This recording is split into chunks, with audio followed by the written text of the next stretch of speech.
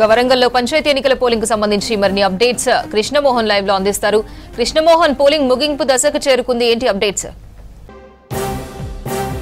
వరంగల్ ఉమ్మడి జిల్లా వ్యాప్తంగా కూడా 502 గ్రామ పంచాయతీలకు సంబంధించిన పోలింగ్ ప్రశాంతంగా ముగిసింది. కానీ కొన్ని గ్రామ పంచాయతీల దగ్గర మాత్రం 1 తర్వాత కూడా కొంతమంది ఓటర్లు ఉంటే వాళ్ళకు మాత్రమే ఓటు వేసే అవకాశం కల్పించారు. కరెక్ట్గా 1 o'clock పోలింగ్ కేంద్రాల దగ్గర ఉన్నటువంటి ప్రధాన గేటుకు అధికారులు మూసివేశారు.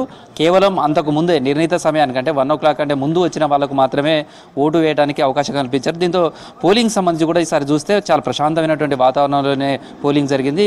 ఒకటి భూపాలపల్లి దగ్గర కావచ్చు, ఒకటి ములుగు జిల్లాకు సంబంధించినటువంటి ఏటు నాగారం దగ్గర కొన్ని చోట్ల మాత్రమే చిన్న చెదురుమదురు సంఘటనలు మినహా అన్ని చోట్ల కూడా ప్రశాంతమైనటువంటి వాతావరణంలోనే పోలింగ్ జరిగింది. అయితే పోలింగ్ సరళికి సంబంధించి కూడా మనం చూస్తే ఈసారి చలి తీవ్రత కూడా ఎక్కువగా ఉంది. కానీ చలి తీవ్రత ఓటింగ్ మీద ఎక్కడా ప్రభావం చూపెట్టలేదని చెప్పచ్చు. చలి తీవ్రత ఎక్కువగా ఉన్నప్పటికీ కూడా ఓటర్లు తమ ఓటు హక్కును వినియోగించుకునేందుకు ఉదయం నుంచే బార్లు తీరటం కనిపించింది.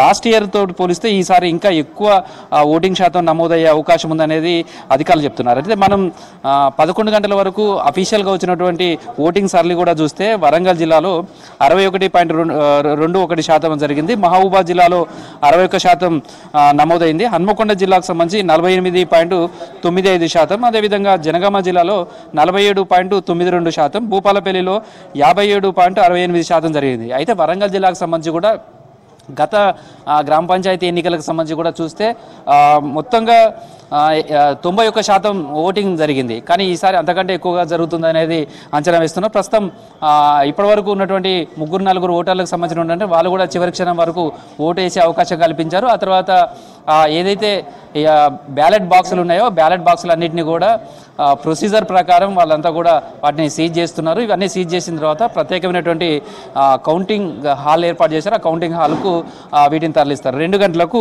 దీనికి సంబంధించినటువంటి కౌంటింగ్ జరుగుతుంది. ప్రస్తుతం ఎన్నికలకు సంబంధించినటువంటి అధికారులు కూడా ఉన్నారు, వాళ్ళతో కూడా మాట్లాడారు. సార్, ఎట్లా ఉంది ఈసారి పోలింగ్ సంబంధించినటువంటిది? ఓటర్లు ఏ టైంలో ఎక్కువగా వచ్చారనిపించింది మీకు? ఓటర్లు చాలా ఎర్లీగా రావడం జరిగింది. పోలింగ్ ప్రారంభం 7 గంటలకు, ఉదయం 7 గంటలకు ప్రారంభమైంది. చాలా భారీ ఎత్తున తరలి రావడం జరిగింది ఓటర్లు.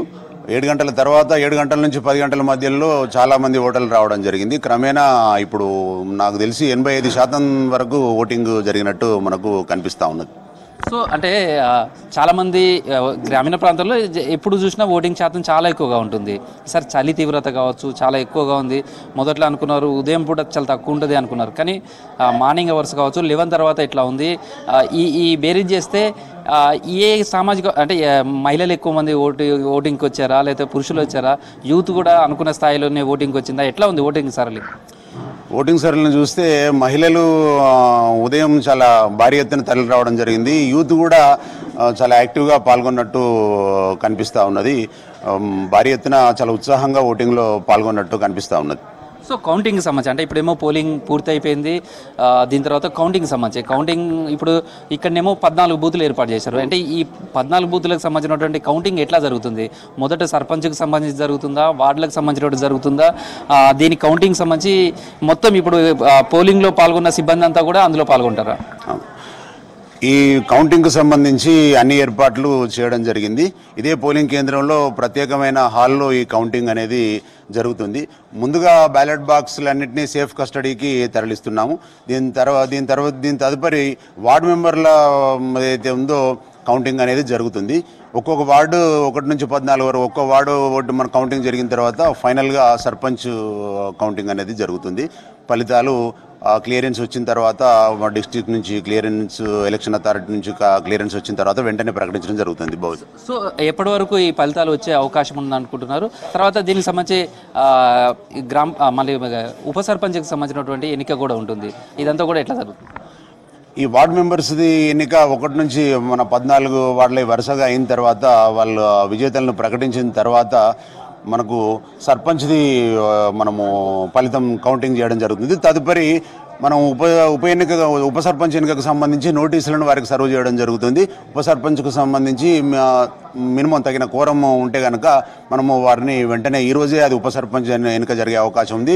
మేము ఎక్స్పెక్టెడ్ సాయంత్రం 6 గంటలు అట్లా ఎక్స్పెక్ట్ చేస్తున్నాం. ఇదంతా ప్రాసెస్ పూర్తి అయ్యేసరికి 6-7 అవుతుందని అనుకుంటున్నాం. సో గెలిచిన వాళ్ళకు ఇమీడియట్లీ వాళ్ళకు ఇక్కడనే వాళ్ళు గెలిచినట్టుగా పత్రాన్ని ఇవ్వడం కానీ ఇవంతా కూడా ఇమీడియట్లీ జరిగిపోతుందా? ఎట్లా ఉంటుంది ఈ ప్రాసెస్ అంతా? ఈ ప్రాసెస్కి సంబంధించి వెంటనే ఎన్నికల ధృవపత్రాలు జారీ చేస్తాం. కానీ ఈసారి డిస్టిక్ మన ఎన్నికల సంఘం నుంచి వాళ్ళు వచ్చిన ఆదేశాల మేరకు వాళ్ళు ఒక 10-15 నిమిషాలు సమయం తీసుకొని క్లియరెన్స్ ఇస్తారు. ఆ తదుపరి మాత్రమే విన్నర్స్ని అఫీషియల్గా ఎన్నికల ధృవపత్రం ఇచ్చి విజేతలను అఫీషియల్గా ప్రకటించడం జరుగుతుంది, వాళ్ళకి ధృవపత్రం అందించడం జరుగుతుంది. సో అపర్ణ, ప్రస్తుతం అయితే చూడొచ్చు సీల్ వేస్తున్నారు బాక్సులు, ఏదైతే కౌంటింగ్ సంబంధించి కూడా ఇది ఇక్కడ నుంచి కౌంటింగ్ హాల్కు తరలిస్తారు. కౌంటింగ్ హాల్కు తరలించిన తర్వాత అక్కడ మధ్యాహ్నం 2 గంటల తర్వాత కౌంటింగ్ జరుగుతుంది. ఈ కౌంటింగ్ సంబంధించి కూడా వార్డుల వారీగా మొదట వార్డుకు సంబంధించినటువంటి ఫస్ట్ సెకండ్ అట్లా సీరియల్గా వార్డుకు సంబంధించినటువంటి ఫలితాలను వెల్లడిస్తారు, కౌంటింగ్ జరుగుతారు. ఆ తర్వాత చివరిగా వార్డులకు సంబంధించినటువంటి కౌంటింగ్ పూర్తయిన తర్వాత సర్పంచ్కి సంబంధించినటువంటి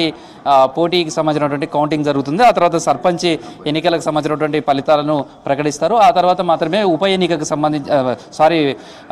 ఉప సర్పంచ్కి సంబంధించినటువంటి ఏదైతే ఉంటుందో దానికి క్వాలిఫై చేస్తారు.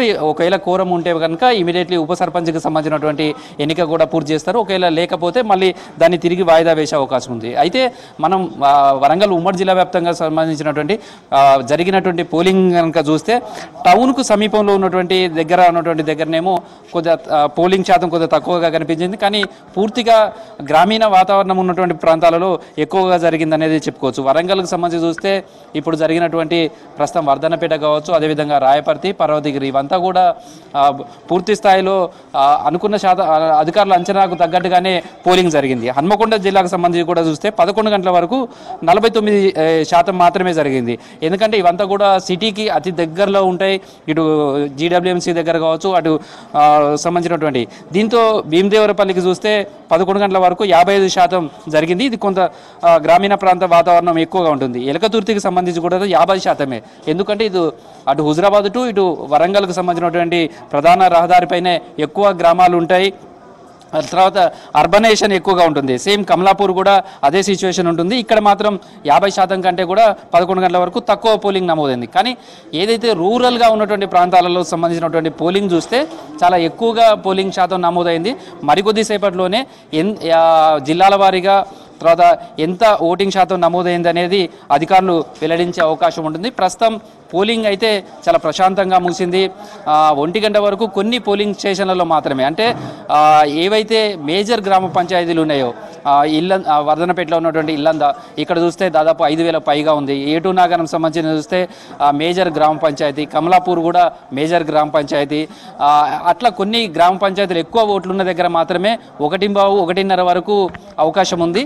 తర్వాత మిగతా చోట్ల మాత్రం 1 గంట వరకే ఓటింగ్ సంబంధించినటువంటి పూర్తయింది. దాదాపు అధికారులు కూడా సీజ్ చేసేటువంటి ప్రాసెస్ ఏమైందో అదంతా కూడా పూర్తి చేస్తున్నారు. వీటన్నిటిని కూడా మళ్ళీ సేఫ్ హౌస్కు తరలిస్తారు. అక్కడి నుంచి కౌంటింగ్ హాల్కు, అంటే ఏ వార్డుకు సంబంధించినటువంటి ఎన్నిక జరిగినప్పుడు ఆ వార్డుకు సంబంధించినటువంటి బ్యాలెట్ బాక్స్ను అక్కడికి తరలిస్తారు. ఆ తర్వాత వార్డులకు సంబంధించినటువంటి కౌంటింగ్ ఇదంతా కూడా జరుగుతుంది. మొత్తంగా కౌంటింగ్కు ఇప్పుడు అధికారులంతా కూడా సమాయత్తమవుతున్నారని చెప్పచ్చు. అపర్ణ.